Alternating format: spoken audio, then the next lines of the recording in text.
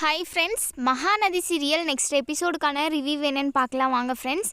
இங்கே நம்ம சாரதா இருந்துட்டு விஜய்கிட்ட, விஜய் தம்பி உங்களை நான் கோபுர உசரத்தில் வச்சுக்கிட்டு இருந்தேன், ஆனால் இப்போது நீங்கள் பண்ண துரோகத்துக்கு இதை நான் எப்பவும் மறக்க மாட்டேன். 7 ஜென்மம் ஆனாலும் இதை மறக்கவும் முடியாது. என் பொண்ணு பச்சை உயிரை காப்பாற்றுறதுக்காக உங்ககிட்ட உதவி கேட்டு வந்திருக்கா, ஆனால் அவள் மானத்தை விலை பேசுகிற மாதிரி நீங்கள் ஒரு காரியம் செஞ்சிட்டீங்க. இதை சத்தியமாக என்னால் மறக்க முடியாதுங்க. உங்களை நான் எவ்வளவோ நம்பினேன். நீ என் மகன் மாதிரி நினச்சேன், ஆனால் இப்போ அதெல்லாம் தூள் தூளாக பண்ணிட்டேன். எங்ககிட்டலாம் பேசி நடிச்சிருக்க அப்படின்னு சொல்லி இங்கே நம்ம சாரதா அழுதுகிட்டே அவங்க மனசில் இருக்க கஷ்டத்தை எல்லாத்தையுமே சொல்லி அழுகுறாங்க. இங்கே நடுவில் பசுபதி குட்டையவே குழப்பி விட்டுறாங்க. இங்கே நம்ம விஜயும் சரி தாத்தாவும் சரி மெதுவாக எடுத்து புரிய வச்சுருந்தா கண்டிப்பாக நம்ம சாரதா புரிஞ்சிருந்துருப்பாங்க.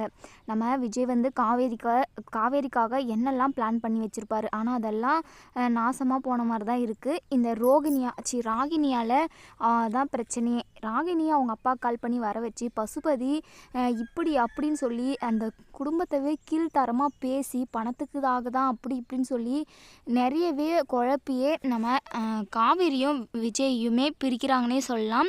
இங்கே பசுபதி இருந்துட்டு இவ பணத்துக்காக இப்படி ஒரு வேலையை பண்ணியிருக்கா, இவங்க குடும்பம் ஃபுல்லாக சேர்ந்து தான் இப்படி நடிக்க சொல்லியிருப்பாங்க. நீ நடிக்கிற மாதிரி நடித்து அக்ரிமெண்ட்டுக்கு ஒத்துக்கோ, அதுக்கப்புறமா பேசி நாங்கள் இதே வீட்டில் பணக்கார வீட்டில் உன்னை வாழ வைக்க போகிறோம் அப்படின்னு சொல்லி எங்கள் பசுபதி சாரதா குடும்பம் தான் தப்பு பண்ண மாதிரி பேசுகிறாங்க. இங்கே நம்ம சாரதா புரிஞ்சுக்கிறாங்க, இதுக்கப்புறமும் இந்த வீட்டில் காவேரி வாழ்கிறது கரெக்டு இல்லை, நம்ம கூடவே அவர் நம்ம மகளாகவே வாழ்ந்துட்டு போட்டோம் அப்படின்னு சொல்லிட்டு இங்கே விஜய்கிட்ட சொல்லிவிட்டு இங்கே காவேரியை தரன்னு பிடிச்சி இழுத்துட்டு போகிறாங்க. இங்கே நம்ம காவேரியுமே அம்மா விடுமா, விஜய் நல்லவர், நான் அவர் கூடவே இருக்கிறேன் அப்படின்னு சொல்லி அழுகுறாங்க. இருந்தாலுமே இங்கே நம்ம காவேரியை கங்காவும் சாரதா அவங்க ஃபேமிலி ஃபுல்லாகவே காவேரி பிடிச்சி இழுத்துட்டு போயிடுறாங்க. இங்கே ராகினிக்கு ரொம்பவே சந்தோஷமாக இருக்குது. அப்பா இப்படி நடக்க தான் நான் ரொம்ப நாளாக காத்துக்கிட்டு இருந்தேன். எப்படியோ இவங்க 2 பேரும் பிரிஞ்சிட்டாங்க, இந்த காவேரி இந்த வீட்டை விட்டே வெளியே போயிட்டா, இப்போ தான் நிம்மதியாக இருக்குது அப்படின்னு சொல்லிட்டு மனசுக்குள்ளே அப்பாடான்னு சொல்லிக்கிறாங்க. இங்கே விஜய் காவேரியை பார்த்து அழுதுகிட்டே இருக்காங்க. காவேரி என்னை விட்டுட்டு போகாத காவேரி அப்படின்னு சொல்லி ரொம்பவே ஃபீல் பண்ணி அழுகுறாங்க. இங்கே நம்ம காவேரி வீட்டுக்குள்ளே போனதுமே நம்ம சாரதா இருந்துட்டு இப்படி ஒரு காரியத்தை பண்ணி நம்ம குடும்ப மானத்தவே நம்ம வம்சத்தவே மானத்துக்காக நம்ம உசுரை கூட விடலாம், ஆனால் நீ பணத்துக்காக மானத்தை விட்டுட்டு வந்திருக்கேடி, ஏண்டி காவேரி இப்படி பண்ண, உன் வாழ்க்கையில் நீயே தலையில் மண்ணை வாரி கொட்டிக்கிட்டேடி அப்படி இப்படின்னு சொல்லி இங்கே சாரதா நம்ம காவேரியை பயங்கரமாக திட்டுறாங்க. நம்ம கங்காவுமே அப்படி தான் திட்டிக்கிட்டு இருக்காங்க. அடிக்கடிக்கு நீ என்கிட்ட பேசும்போதெல்லாம் விஜய் என்னை விட்டுட்டு பிரிஞ்சிருவாருன்னு சொல்லி அழுவ, ஆனால் இதுக்கு பின்னாடி இப்படி ஒரு காரணம் இருக்குன்னு சொல்லிட்டு நான் கொஞ்சம் கூட நினச்சி பார்க்கல காவேரி, நீ முட்டாளாடி, எல்லா விஷயத்துலையுமே தெளிவாக முடிவெடுப்ப, ஆனால் இப்போ எப்படிடி இந்த மாதிரி ஒரு காரியத்தை பண்ண நீ அப்படி இப்படின்னு சொல்லி இங்கே கங்காவுமே நம்ம காவேரியை திட்டிக்கிட்டு இருக்காங்க. காவேரி எதுவுமே பேசாமல் அழுதுகிட்டு இருக்காங்க. இங்கே நர்மதா காவேரியை கட்டி பிடிச்சி அழுறாங்க. என் உயிரை காப்பாற்றுறதுக்காக தான்க்கா நீ உன் வாழ்க்கையவே அர்ப்பணிச்ச, எனக்காக எதுக்காகக்கா இப்படி பண்ண, நீ என் உயிர் போனாலுமே நான் சந்தோஷப்பட்டிருந்துருப்பேன், ஆனால் இப்போ நீ செத்த போன மாதிரி அந்த வீட்டில் வாழ்ந்துக்கிட்டு இருந்துருக்குற, ஏன்க்கா எதுக்காக இப்படியெல்லாம் பண்ணுற அப்படின்னு சொல்லி இங்கே நர்மதாவுமே பேசிக்கிட்டு இருக்காங்க. இங்கே நம்ம குமரன் இருந்துட்டு இங்கே பாருங்கள், ஆளுக்கு காவேரியை பிடிச்சி திட்டிக்கிட்டு இருக்காதீங்க, எல்லாமே என்னால் தான், நான் பணத்தை தொலைக்காமல் இருந்திருந்தா இப்படி ஒரு நிலைமை காவேரிக்கு வந்திருக்காது, எல்லாமே என்னோட தப்பு தான் அப்படின்னு சொல்லி குமரன் சொல்கிறாங்க. இங்கே கங்கா இருந்துட்டு நீங்கள் சொன்னாலும் சொல்லலைனாலும் அது உங்களோட தப்பு தான், காவேரி இப்படி இருக்கிற நிலைமைக்கு காரணம் நீங்கள் தான், நீங்கள் பணத்தை தொலைச்சதுனால தான், இதுக்கப்புறம் என் முகத்துலேயே நீங்கள் முழிக்காதீங்க, நீங்கள் பணம் தொலைஞ்சதும் குடும்பத்துக்கிட்ட எல்லாருக்கிட்டையும் சொல்லியிருக்கணும், காவேரிக்கிட்ட சொல்லி அவள் தலையில் மண்ணை வாரி நீங்கள் தான் போட்டிங்க அப்படி இப்படின்னு சொல்லி குமரனை திட்டுறாங்க. இங்கே நம்ம காவேரியோ, அக்கா எதுக்காக மாமாவை திட்டுறீங்க, நீங்கள் 2 பேரும் ஒன்று சேர்ந்து வாழணும் அப்படின்றதுக்காக தான் நான் அந்த விஷயத்தவே உங்ககிட்ட சொல்லாமல் இருந்தேன், எதுக்காக 2 பேரும் சண்டை போட்டுக்கிறீங்க, நீங்கள் எல்லாரும் சந்தோஷமாக ஒன்றா இருக்கணும், அதை பார்த்து நான் சந்தோஷமாக இருந்துக்கிறேன் அப்படின்னு சொல்லி இங்கே காவேரி அழுதுகிட்டே சொல்கிறாங்க. கங்கா இருந்துட்டு இதுக்கப்புறம் நாங்கள் எப்படி சந்தோஷமாக இருக்க முடியும், உன் வாழ்க்கை இப்போ சீரழிஞ்சு கிடக்கு, இப்படி உன்னை பார்த்து நாங்கள் சந்தோஷமாக இருக்க முடியும், எல்லாமே போச்சு, மானம் மரியாதை வாழ்க்கைன்னு எல்லாமே போச்சுடி அப்படின்னு சொல்லி இங்கே கங்காவும் உட்காந்து அழுதுகிட்டு இருக்காங்க. இங்கே நம்ம பாட்டி இருந்துட்டு காவேரி இந்த குடும்பத்துக்காக நீ எவ்வளவோ பண்ணியிருக்க, எவ்வளோலாம் உழைச்சிருக்க. உன் அப்பா போனதுக்கப்புறம் இந்த வீட்டுக்காக நீ எவ்வளோ கஷ்டப்பட்டிருக்குன்னு எனக்கு தெரியும் காவேரி. ஆனால் உன் வாழ்க்கையவே இந்த குடும்பத்துக்காக அர்ப்பணிக்குவேன்னு சொல்லிட்டு நான் கொஞ்சம் கூட எதிர்பார்க்கல காவேரி. நீ பண்ணது தப்பாகவே இருந்தாலுமே ஆனால் தங்கச்சியோட உயிரை காப்பாற்றியே ஆகணும் எப்பாடுபட்டாவது அப்படின்னு சொல்லி உன்னுடைய வாழ்க்கையவே தொலைச்சிட்டு உன் தங்கச்சியை காப்பாற்றிருக்கேடி. உனக்கு இருக்கிற மாதிரி மனசு யாருக்குமே வராதுடி அப்படின்னு சொல்லி எங்கள் பாட்டியுமே சொல்லிக்கிட்டு இருக்காங்க. இன்னொரு சைடு நம்ம விஜய் வந்து வெளியவே உட்காந்து அழுதுகிட்டு இருக்காங்க. காவேரி, உனக்காக நான் என்னெல்லாம் ரெடி பண்ணி வச்சுருந்தேன் தெரியுமா? உனக்கு சர்ப்ரைஸ் பண்ணணும் அப்படின்னு நினச்சி உன்னை குழப்பத்தோடவே இருக்க வச்சுட்டேன். உன்கிட்ட நான் உண்மையை சொல்லியிருக்கணும். அப்படி சொல்லியிருந்தா கண்டிப்பாக நீ இப்போ என்னை விட்டுட்டு பிரிஞ்சு போயிருக்க மாட்டேன். நான் ஏதோ விளையாட்டாக பேசியிருந்தேன், உன் அம்மா காதில் கேட்டாங்க.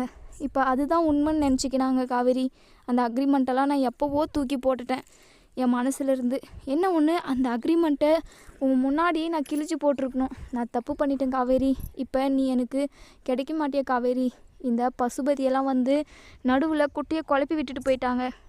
இல்லைன்னா நீ என் கூட தான் இருந்திருப்ப காவேரி அப்படின்னு சொல்லி இங்கே நம்ம விஜய் வந்து அழுதுகிட்டு இருக்காங்க. இங்கே தாத்தா இருந்துட்டு, இங்கே பாரு விஜய், உப்பு தின்னவன் தண்ணி குடிச்சு தான் ஆகணும். அந்த மாதிரி நீ பண்ணியிருக்க வேலை தப்பு பண்ணல, தெரிஞ்சோ தெரியாமலோ தப்பு பண்ணிட்ட. அதுக்கான தண்டனையை தான் நீ இப்போ அனுபவிச்சுக்கிட்டு இருக்க. உனக்கு இப்போ நான் ஆறுதலாக தான் இருக்கணும், இருந்தாலும் என் மனசு தாங்கலை. காவேரி மாதிரி ஒரு நல்ல பொண்ணு நீ உலகம் முழுக்க தேடி இருந்தாலுமே உனக்கு கிடச்சிருக்காது. இப்போ காவேரியை அவங்க வீட்டு ஆளுங்க பிரித்து கூட்டிகிட்டு போயிட்டாங்க. இப்போ என்னடா பண்ண போகிற நீ அப்படின்னு சொல்லி கேட்குறாங்க. இங்கே விஜய் இருந்துட்டு, தாத்தா எனக்கு என்ன பண்ணுறதுன்னே தெரியல. எனக்கு செத்துடலாம் போல் இருக்குது. கண்டிப்பாக காவேரி இல்லாமல் என்னால் உயிர் வாழவே முடியாது தாத்தா. நான் இப்போவே அத்தைக்கிட்டலாம் போய் பேசி நான் காவேரியை கையோடையே கூட்டிகிட்டு வரேன் அப்படின்னு சொல்லி இங்கே நம்ம விஜய் சொல்கிறாங்க. இங்கே தாத்தா இருந்துட்டு, இங்கே பார் விஜய், நீ இப்போ போனா தேவையில்லாமல் பிரச்சனை தான் வரும். நீ கொஞ்சம் பொறு, நான் போயிட்டு பேசி எது ஒன்றும் நான் கண்டிப்பாக உன்னையும் காவேரியும் சேர்த்து வைக்கிறேன் அப்படின்னு சொல்லி தாத்தா சொல்கிறாங்க. எங்கள் பாட்டி இருந்துட்டு, என்ன விஜய் இப்படி ஒரு வேலையை செய்வேன்னு நான் கொஞ்சம் கூட எதிர்பார்க்கல. ஒரு பொண்ணோட வாழ்க்கையில் இப்படி தான் விளையாடுறதா விஜய்? ஏன் எதுக்காக இப்படியெல்லாம் நீ அக்ரிமெண்ட்டு போட்டு கல்யாணம் பண்ணணும்னு என்ன உனக்கு அவசியம்? அந்த பொண்ணு ரொம்ப நல்ல பொண்ணு, பாவண்டா, எதுக்காக இப்படியெல்லாம் பண்ண நீ அப்படின்னு சொல்லி கேட்குறாங்க. அது வந்து பாட்டி, அப்போ என்னவோ காவேரியை நான் பிடிக்காம தான் கல்யாணம் பண்ணேன். உங்களுக்காக தான் நான் கல்யாணமே பண்ணேன். நீங்கள் கல்யாணம் பண்ணிக்கோ அப்படின்னு சொல்லி என்ன டெய்லியும் சொல்லிக்கிட்டே இருந்தீங்க. உங்களோட சந்தோஷத்துக்காக மட்டும்தான் நான் அக்ரிமெண்ட் போட்டு கல்யாணம் பண்ணேன். ஆனால் நடுவில் நானும் காவேரியும் வாழவே ஸ்டார்ட் பண்ணிட்டோம் பாட்டி.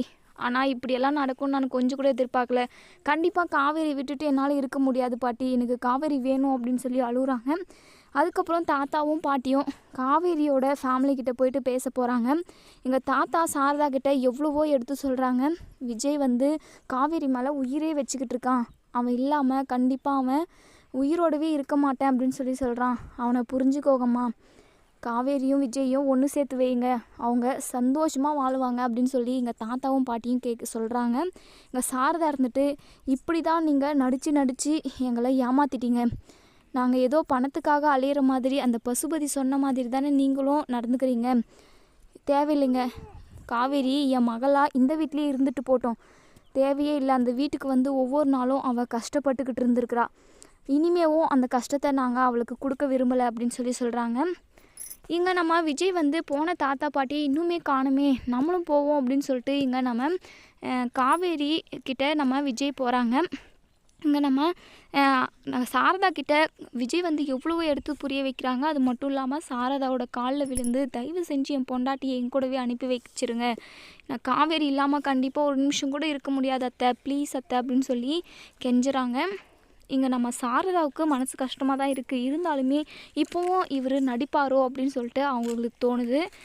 அதுக்கப்புறம் காவேரியை கூட்டிகிட்டு போய் தனியாக பேசுகிறாங்க. இங்கே பாரு காவேரி, என்னை விட்டுட்டு மட்டும் தயவு செஞ்சு போகாத. உனக்காக நான் எவ்வளோலாம் ஏற்பாடு பண்ணி வச்சுருந்தேன் தெரியுமா? உன்கிட்ட நான் அந்த உண்மையை சொல்லலை, உனக்கு சர்ப்ரைஸ் பண்ணலாம் அப்படின்னு சொல்லிட்டு தான் நான் நினச்சிக்கிட்டு இருந்தேன். ஆஃபீஸில் உன்னை எம்டி ஆக்கிறதுக்காக எல்லா பிளானும் பண்ணி வச்சுருந்தேன், எல்லா ஏற்பாடும் பண்ணி வச்சுருந்தேன். நீ போயிட்டு ஆஃபீஸில் மட்டும் பார்த்துருந்தா கண்டிப்பாக நீ ரொம்ப சந்தோஷப்பட்டுருக்கா. அது மட்டும் இல்லாமல் உன்னை கொடைக்கானல் கூட்டிகிட்டு போயிட்டு உன்னை கொடைக்கானலவே சுற்றி வச்சு உன்னை சந்தோஷப்படுத்தணும்னு நான் எவ்வளோ ஆசைப்பட்டேன் தெரியுமா காவேரி? இன்றைக்கி மட்டும் இல்லை, ஒரு அரை மணி நேரம் கழித்து, அதாவது கொஞ்சம் லேட்டாக உன் ஃபேமிலி வந்து நம்ம வீட்டான வந்திருந்தாங்கன்னா நம்ம அதுக்குள்ளே ஆஃபீஸ் போயிட்டு இருந்திருப்போம். ஆஃபீஸ் போயிட்டு நீ அங்கே ஷாக் ஆகிருப்ப. உண்மையாகவே நான் உனக்காக எவ்வளோலாம் பண்ணி வச்சுருந்தேன். நீ இல்லாமல் கண்டிப்பாக என்னால் வாழ முடியாது காவேரி. சும்மா உன்னை கொஞ்சம் டென்ஷன் பண்ணி பார்க்கணுமேன்றதுக்காக தான் விளையாட்டாக உன்னை உன் அம்மா வீட்டில் விட்டுடுறேன் அப்படின்னு சொல்லி சொன்னேன். இதை உன் ஃபேமிலி ஆளுங்க எல்லாருமே தப்பாக புரிஞ்சுக்கினாங்க. இதில் அந்த பசுபதி அன்பரசனும் வந்து எல்லாருமே குழப்பி விட்டுட்டாங்க. தயவு செஞ்சு என் கூட வந்துரு காவேரி. நீ இல்லாமல் என்னால் சத்தியமாக ஒரு நிமிஷம் கூட இருக்க முடியாது காவேரி அப்படின்னு சொல்லி கெஞ்சி கூப்பிடுறாங்க. எங்கள் காவேரிக்குமே விஜய் கூட தான் வரணும்னு ஆசை. நான் உங்கள் கூடவே வரேங்க அப்படின்னு சொல்லி சொல்கிறாங்க. சாரதா இருந்துட்டு திரும்பவும் அந்த தம்பி போடுற நாடகத்துக்கு நீ ஒத்துக்கிறியா காவேரி? அந்த தம்பி உன்கிட்ட பொய்யா நடிச்சுக்கிட்டு இருக்கு. நீ இங்கே தான் இருக்கணும், அங்கெல்லாம் போகவே கூடாது சரியா அப்படின்னு சொல்லி இங்கே சாரதா சண்டை போட, ஆனால் நம்ம காவேரி விஜய் கூட தான் போவேன் அப்படின்னு சொல்லி அடம்பிடிச்சு நின்றுக்கிட்டு இருக்காங்க. இதோட இந்த ரிவ்யூ முடியுது. இதுக்கப்புறம் என்ன நடக்கும் சொல்லி வெயிட் பண்ணி பார்ப்போம் ஃப்ரெண்ட்ஸ். நம்ம காவேரியும் விஜயும் ஒன்று சேர்ந்து வாழணும் அப்படின்னு நினைக்கிறவங்க இந்த வீடியோவுக்கு லைக் பண்ணி தெரிவிங்க. தேங்க்யூ.